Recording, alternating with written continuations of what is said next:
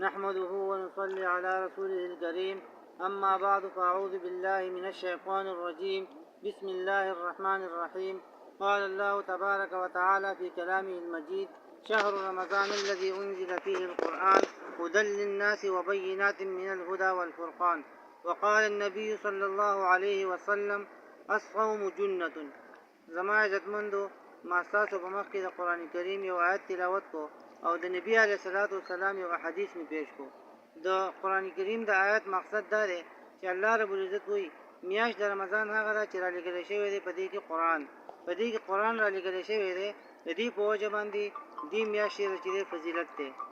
دویم حدیث می دا پیش کو، نبی علیه الصلاۃ والسلام فرمایي: الصوم جنة. روزه چې دا د ګناهونو نه ډال دی. ما ستاسو په مخ کې په مخکنو ویډیوګانو کې یو څو مسایل او د روزي په فضایلو کې یو څو احادیث تاسو په مخ کې پیش کړیو او یو څو آیاتونه. نو نن په دې ویډیو کې زه تاسو ته یو څو مسلې نورې بیانوم، بیا به بیان ختم کړم.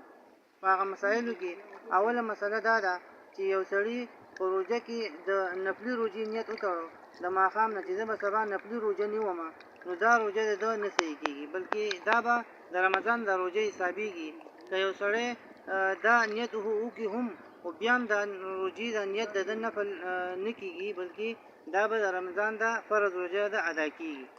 دویمه مسله دا ده چې یو سړي نه روژه قضا شوې ده او د اوسه پورې دا قضا شوې روژه نه ده نیولې، او بیا بل رمضان په ده باندې راغی او ده اوس دا نیت وکړو چې یاره زه به په دې روژه کې د هغه تېر شوي قضا روژې راګرځومه، هغه به ونیومه، نو هغه به ادا شي، او د دې روژې دا روژه چې دا به بیا د وروځې اختر نه وروسته ونیومه، نو دا هم نه صحیح کېږي. د قضا روژه هم نه صحیح کېږي. که د نیت هم وکړو خو بیا به هم د دې روژې دا روژه حسابېږي، او د دې نه وروسته بیا د هغه وروځې اختر نه وروسته بیا هغه تېر شوي رمضان دا روژه به بیا قضا راوړي.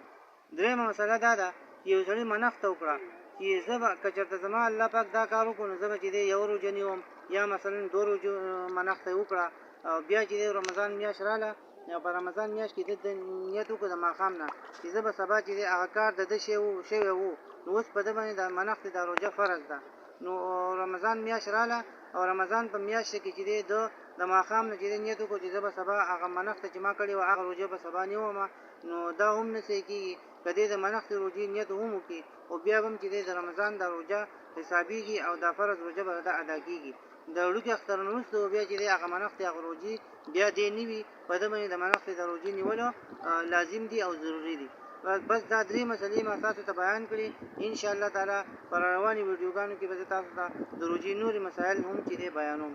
واخر دعوانا الحمدلله رب العالمین.